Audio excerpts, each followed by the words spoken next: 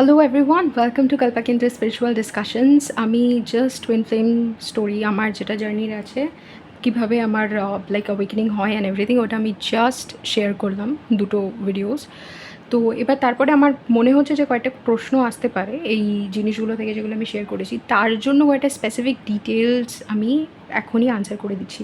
First of all, mirror এক্সারসাইজের ব্যাপারে এই ভিডিওটা আমি লিটারালি মিরর এক্সারসাইজের ব্যাপারে বলার জন্যই বলছি। আমি একটা জায়গায় বলেছি মিররের সামনে দাঁড়িয়ে অ্যাফার্মেশনস করা কিন্তু মিরর এক্সারসাইজ নয়। আই থিঙ্ক এটা নিয়ে অনেক কনফিউশন হতে পারে, কারণ হচ্ছে মিরর এক্সারসাইজ এরকমভাবে করার একটা পদ্ধতি আছে। এই পদ্ধতিটাকে আমি পুরোপুরি নাকচ করব না এই জিনিসটা, কারণ পুরো ইনার ওয়ার্কই আমাকে স্পিরিট গাইড করায়। তো এই রকম একটা প্রসেস কিন্তু আমার সাথেও হয়েছে। ওইটাকে মিরর এক্সারসাইজ লোকে বলে, ঠিক আছে, বুঝতে পারছি। মিরর এক্সারসাইজ বলে দুটো জিনিসকে মনে করা যেতে পারে, ঠিক আছে। একটা হচ্ছে ওইটা আমি বলে ফেলেছি যে ওটা কোনো মিরর এক্সারসাইজ নয়। আই থিঙ্ক আমার পরে আমি বুঝলাম যে ওই কথাটা বলা ঠিক নয়, কারণ ওইটা তো মিররের সাথে একটা এক্সারসাইজ, ওটারও তো একটা রেলেভেন্স আছে, ঠিক আছে। তো ওটাকে মিরর এক্সারসাইজ বলা মানে আমি কি অথরিটি যে বলবো ওটা মিরর এক্সারসাইজ নয়। কিন্তু আমি কেন বলেছি ওটা মিরর এক্সারসাইজ নয় আর আমি কী মিন করছি সেটা আমি জাস্ট বলে দিতে চাই, ওকে, যাতে কোনো কনফিউশন না হয়। কারণ অবভিয়াসলি কোনো মানে কাউকে কনফিউজ করা তো আমার ইন্টেনশন নয়। জাস্ট আমরা সবাই এখানে ট্রুথটাকে জানার চেষ্টা করছি, রাইট? তো ফার্স্ট কথা হচ্ছে যে মিরর এক্সারসাইজ ব্যাপারটা কি। মিরর এক্সারসাইজ হচ্ছে মিররকে নিয়ে যে কাজ করা হয় ওটাকেও মিরর এক্সারসাইজ বলছে, ওয়ার্ল্ড যেভাবে আপনাকে মিরর করবে সেইটাকেও মিরর এক্সারসাইজ বলছে। সো এই টার্মগুলো আলাদা আলাদা হতে পারে, মানে আলাদা আলাদা জিনিসকে, মানে একই টার্ম আলাদা আলাদা জিনিসের জন্য মিন করা হচ্ছে। এটা কীরকম, এটা নিয়ে আমাদেরকে ক্লাসে একটা জিনিস খুব সুন্দর পড়ানো হয়েছিল, যে এমন কী কী টার্মস আছে যেটা একই কনসেপ্ট কিন্তু আলাদা আলাদা মানুষ আলাদা আলাদা জিনিস মিন করেছে যখন ওই জিনিসটা, মানে ওই টার্মটা ব্যবহার করেছে। যেরকম কমিউনিজমের কথা প্লেটোও বলে, কমিউনিজমের কথা মার্কসও বলে, কিন্তু দুজনে আলাদা আলাদা জিনিস বোঝায় কমিউনিজমের দ্বারা। তো আমরা যখন প্লেটোস কমিউনিজম বলি ওটা আলাদা, মার্কসের কমিউনিজম বলি ওটা আলাদা, রাইট? তো এরকম কয়েকটা টার্ম হয়। ওরকমই মিরর এক্সারসাইজ, এক একজন বললে এক একটা জিনিস মিনিং হতে পারে। আমিও যখন মিরর এক্সারসাইজ করাই, আমি মিররে দাঁড়িয়ে অ্যাফার্মেশনস বলাটা ঠিক করাই না, কিন্তু ওটাকে কি মিরর এক্সারসাইজ বলা যায় না? অবভিয়াসলি কেউ বলতে চাইলে বলতেই পারে। আমি জাস্ট বলছি যে আমি যে মিরর এক্সারসাইজটা মানে শেখাই বা নিজে 3টে ক্লাস নিয়ে শেখাই, যেটা আমাকে স্পিরিট ধরে ধরে শিখিয়েছে, সেইটা অনেকটা আলাদা ওই মিররে দাঁড়িয়ে মিররে দাঁড়িয়ে অ্যাফার্মেশন বলা থেকে। এবার মিররে দাঁড়িয়ে অ্যাফার্মেশন বলাটাকে আমি ছোটো করছি না। ইনফ্যাক্ট এই জিনিসটা আমাকে স্পিরিট গাইড করায় যে মিররের সামনে দাঁড়িয়ে নিজেকে ফেস করো। এটাকে অ্যাফার্মেশন বলা ঠিক বলেনি, কিন্তু বলেছিল পুরোপুরি নিজেকে ফেস করা। তারপরে আমি পরে আপনাদের কাছ থেকে শুনেছি যে অনেকেই এটাকে মিরর এক্সারসাইজ বলছে, মিররের সামনে দাঁড়িয়ে কয়েকটা অ্যাফার্মেশন বলা। যাই হোক, এইটা হচ্ছে একটা পার্টিকুলার চেঞ্জ যেটা আপনাদের মধ্যে আনবে, সেটা হচ্ছে নিজেকে ফেস করতে পারা। মানে নিজেকে ফেস করতে পারার ক্ষমতা অনেকের থাকে না, যে আমি নিজেকে পুরোপুরি ফেস করব, আমি যেরকম সেরকমভাবে অ্যাকসেপ্ট করব, সেটা তাদের থাকে না। তো এই এক্সারসাইজটা করলে তারা বাধ্য হবে নিজেকে ফেস করতে, বা একটা অ্যাক্টিভেশন হবে যেখানে তারা, হ্যাঁ, এবার আমি আমার কোনো পার্টকে ডিজোন করতে পারবো না, অ্যাকসেপ্ট করব। এই রকম একটা চেঞ্জ তাদের অ্যাফার্মেশনের থ্রু আসতে পারে। কিন্তু সেখানেও মাইন্ডকে পুরোপুরি ধরে ধরে যা যা ব্লকেজেস রয়েছে সেগুলোকে সরাতে হবে। কারণ এই এক্সারসাইজ যেটা করবে সেটা হচ্ছে ব্লকেজেসগুলোকে সামনে এনে দেবে। যে আপনি ধরুন মিররের সামনে দাঁড়িয়ে কোনো অ্যাফার্মেশন বলছেন, যেখানে বলছেন যে I am pretty and I love my self, I am beautiful, কিন্তু এই কথাগুলো আপনি বিশ্বাস করেন না, তখন আপনার ভেতরের দ্বন্দ্বটা আপনার সামনে চলে আসবে, যে আমি এই কথাগুলো বলছি ঠিক, অ্যাফার্মেশন বলছি, কিন্তু আমি তো বিশ্বাস করি না। তো ওখান থেকে যেই জিনিসটা স্টার্ট হবে সেটাকে বলা হয় কগনিটিভ ডিসোনেন্স। যেখানে আমি জানি যেটা আমি বলছি সেটা ভুল, কিন্তু আমি তাও বলছি। এটা কগনিটিভ ডিসোনেন্স আমরা কীভাবে রিলেট করতে পারি, সিগারেট খাওয়ার সাথে অনেকটা রিলেট করতে পারেন, যেখানে আপনি জানেন যে যেটা আপনি করছেন ভুল, তাও নিজেকে আটকাতে পারছেন না, করে চলেছেন। ওরকম কগনিটিভ ডিসোনেন্স আপনার মধ্যে যা যা রয়েছে, ওই রকম মিররের সামনে দাঁড়িয়ে কথা বললে পরে ওগুলো সামনে চলে আসবে। কিন্তু সেগুলোকে সলভ না করতে পারলে কিন্তু অ্যাগেন আপনি আপনার লাইক অ্যাসেনশন হবে না।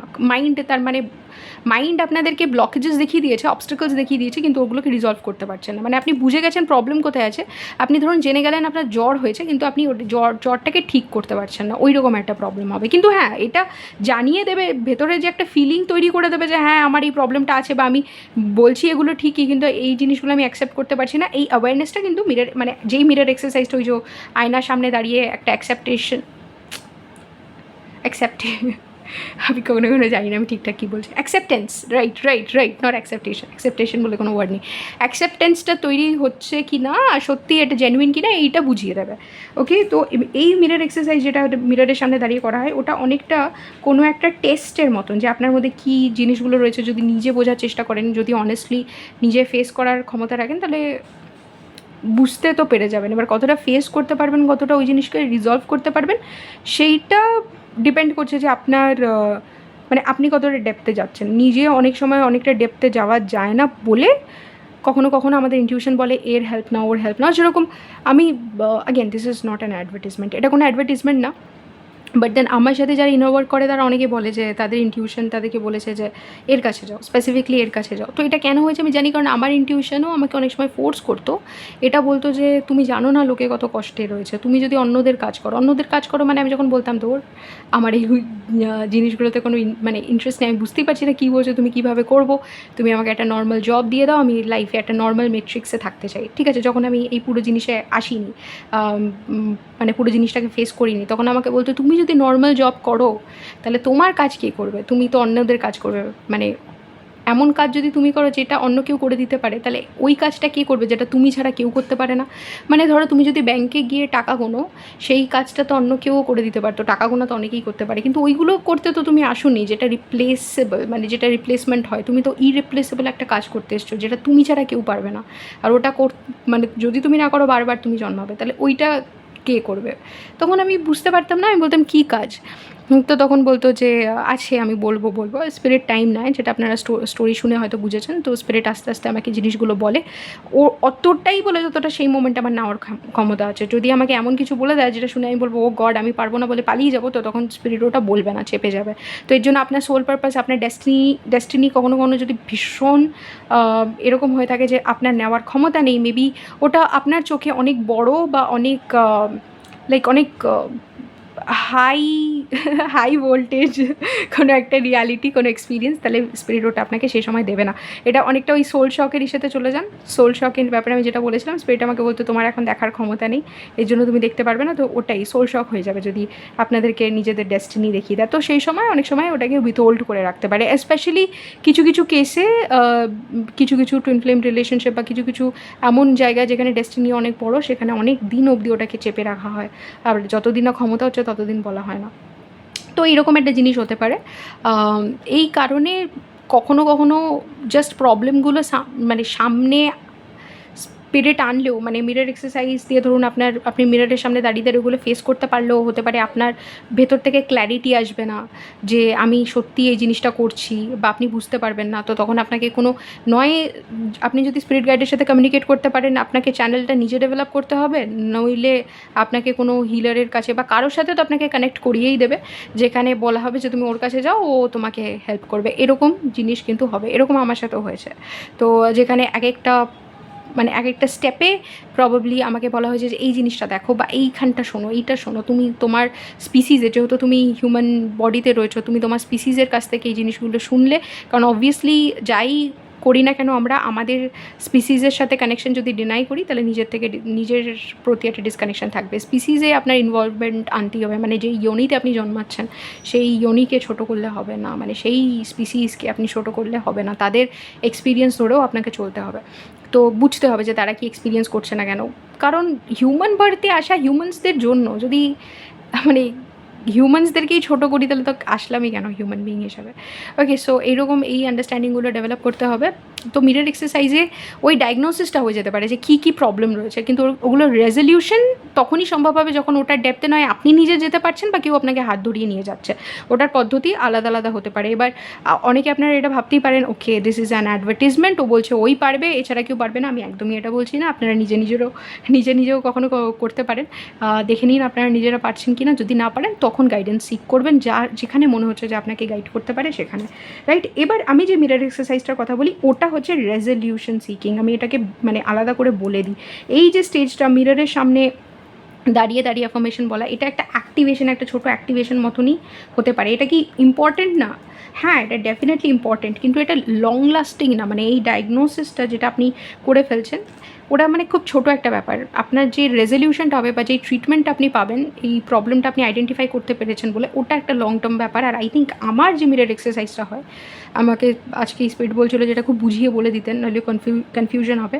তো আমি তার জন্যই এই ভিডিওটা বানাচ্ছি। তো আমার যে মিরর এক্সারসাইজটা আমি করাই সেটা হচ্ছে রেজলিউশন, যে এই যে প্রবলেমটা আমি বুঝতে পেরেছি, আর আমি মিরর এক্সারসাইজে আপনারা দাঁড়িয়ে দাঁড়িয়ে কী অ্যাফার্মেশন করছেন, সেইখানে আপনার কি রিয়েলাইজেশন হচ্ছে, সেইটার উপরে অতটা ফোকাস করি না। কারণ হচ্ছে যে আপনার হয়তো রেজলিউশন মানে আপনার এই প্রবলেমগুলো দেখার ক্ষমতা কতটা আমি হয়তো জানি না। মানে আপনি হয়তো আইডেন্টিফাই করতে পারছেন প্রথমে, না আমি বলছি তো I am beautiful and I love my self, I am healthy, কিন্তু আমি কোনোটাই বিশ্বাস করি না। কিন্তু আপনি এই কথাটা আমাকে বলতে পারবেন কি না, কতটা রিয়েলাইজ করেন, কতটা এটার আন্ডারস্ট্যান্ডিং আছে, আমি তো বুঝতে পারবো না। তো আমি যেটা করি সেটা হচ্ছে ইনার ব্লকেজেস দিয়ে আমি দেখে নিই যে কার কী কী ইনার ব্লকেজেস আছে।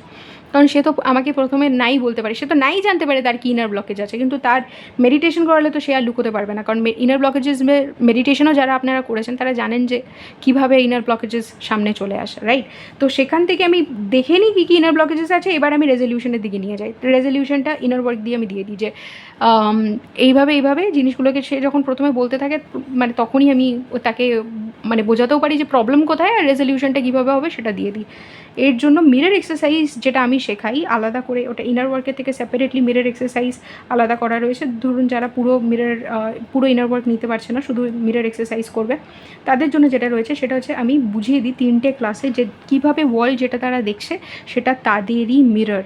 এটা কিন্তু ডায়াগনোসিসের স্টেটে আর নেই। মানে মিরর এক্সারসাইজ যেটা আপনারা করছেন, যেটা মিররের সামনে দাঁড়িয়ে বলছেন, ওটা হয়তো ডায়াগনোসিস করাবে, কিন্তু ফেস করার যে মানে কীভাবে ফেস করবেন, যদি বুঝে যান যে নিজেকে অ্যাকসেপ্ট করতে পারছেন না তখন কি করবেন, অ্যাকসেপ্টেন্স ডেভেলপ হচ্ছে না, যে স্ট্রাগলটা হচ্ছে সেইখানটা যাতে মানে আপনারা যদি হেল্প চান যাতে পেয়ে যেতে পারেন, সেটার জন্য আমি যে মিরর এক্সারসাইজটা করাই ওটা মেবি একটু বেশি এফেক্টিভ, যেখানে আমি রেজলিউশনটা দিতে থাকি যে এবার কি করে জানা সম্ভব যে আমার যেটা হচ্ছে ওটা কেন হচ্ছে, এটা কি করে আমি জানবো, ওটা ধরে ধরে এক একজনের এক্সপিরিয়েন্স ধরে ধরে আমি ওটা শেখাই, রাইট? তো আমি মিরর এক্সারসাইজের ব্যাপারে বলে দিলাম। আমার বলে খুবই খারাপ লাগছিলো, আপনারা যেটা আয়নার সামনে করেন ওটা কোনো মিরর এক্সারসাইজই নয়।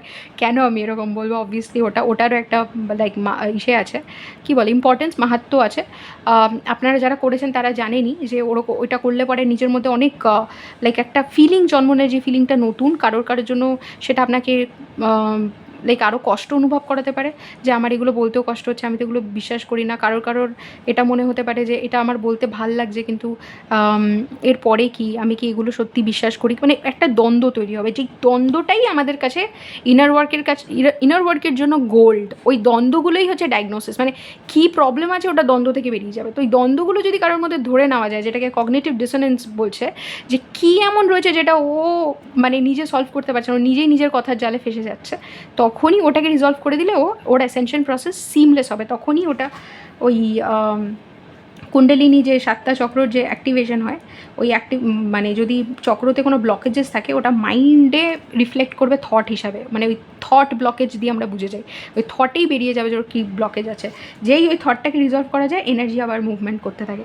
এই দুটো জিনিস সাইমালটেনিয়াসলি হয়। আপনি যদি 7 চাকরা মেডিটেশন করেন তাহলেও আপনার এনার্জি মুভমেন্টের জন্যই আপনার 7 চাকরা মেডিটেশনটা আপনাকে গাইড করবে, ওই দিকেই গাইড করবে। আবার আপনি যদি নিজের থট প্রসেসটাকে লাইক রিজলভ করতে থাকেন, থট প্রসেসকে ক্লিনস করতে থাকেন, থটের উপরে কাজ করতে থাকেন, 7 চাকরার অ্যাক্টিভেশনই হতে থাকবে। তো এটা দুটো একই প্রসেস, মাইন্ড বডি স্পিরিটে যে আপনি কাজ করছেন এটার একই প্রসেস। স্পিরিটে যখন কাজ করছেন 7 চাকরা মেডিটেশন করছেন, মাইন্ডে যখন কাজ করছেন থট রিজলভ করছেন, বডিতে যখন কাজ করছেন এই অ্যাক্টিভেশনসগুলো দিয়ে, আর নিজের ডায়েট দিয়ে, নিজের লাইফস্টাইল দিয়ে বডিকে প্রিপেয়ার করছেন ওই এনার্জিগুলোকে ধারণ করার জন্য, যেইটা আপনাকে এগিয়ে নিয়ে যাবে। এটা হচ্ছে বেসিকলি ইনার ওয়ার্ক।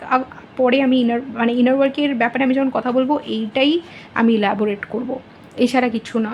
মিরর এক্সারসাইজের ব্যাপারে কথাটা বলে আমার জ্ঞান খুব খারাপ লেগেছে, এটা বলে আমি জাস্ট ক্লিয়ার করে দিলাম। এইরকম মিরর এক্সারসাইজে মিররের সামনে দাঁড়িয়ে স্পিরিট আমাকে দাঁড় করিয়েছিল আর বলেছিল যে ফেস করো, যা যা আছে ফেস করো। তুমি মানে একদম একটা জায়গায়ও নিজেকে অ্যাবান্ডন করবে না। নিজের চোখের মনির কালারের থেকে কানটার ফিচার, নাক কীভাবে বেঁকেছে থেকে হাত কীভাবে দাঁড়িয়ে রয়েছে, নিজেকে ফেস করো আর বোঝো যে এই টুইস্ট অ্যান্ড টার্নস সব তোমারই ইউনিকনেস, পুরোটা তোমার, এরকম করে অনেক কিছু বলে মিররের সামনে মানে দাঁড় করিয়ে। তো আমি বুঝি যে মিরর এক্সারসাইজের অ্যাক্টিভেশন ওটা হতেই পারে, আর ওই অ্যাক্টিভেশনটাই হয়তো আপনাদেরকে দেওয়া হয়। আর এই কগনিটিভ ডিসোনেন্সের যে রেজলিউশনটা আছে ওটা হয়তো দেওয়া হয় না, যেটা নিয়ে আই থিঙ্ক এখন লোকজন বুঝতে স্টার্ট করেছে যে এটা না দিলে ইনার ওয়ার্ক কমপ্লিট না। কারণ আমি তো দেখছিলাম কয়েকজনকে না, আমি একজনকেই দেখেছি এরকম একটা কথা বলতে। তাই was like yeah okay, maybe they are realising now কি হ্যাঁ এই থট প্রসেসের ওপরে কাজ না করলে, কারণ আপনি